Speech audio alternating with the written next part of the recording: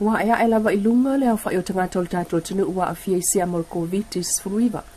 Le ono sfuluono o isi tangata ufa mao ni a mai le asonga fua, mau o atua i le lua se la ono sfulua tangata wa pisia.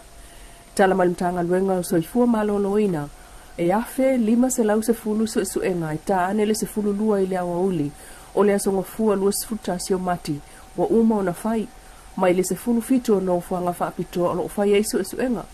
Wo o atu le 5 tangata PCA savai, ma le lua se lau 5 sufitu o i upolu nei, ma le to ono o lo whaano fo esea il falmai. O le whaitaunga o iei nei lua se lau ono sfulu lua wa afia el siama, upolu e lua se lau 5 fitu, savai e 5, manono tai e le ai, apo 5 tai e le ai. Tangata na malanga mai mal siama e sfulu 5, tangata na PCA lava i Samoa nei e lua se lau wha sufitu, tangata lo tau fia i potu whaano fo esea e to ono. Ele isi o tinga ina. O Samoa e tēne TV mai o pia na sa o puko o nā tamua. Ea sa tai au i alo ko le tua ai pa soi.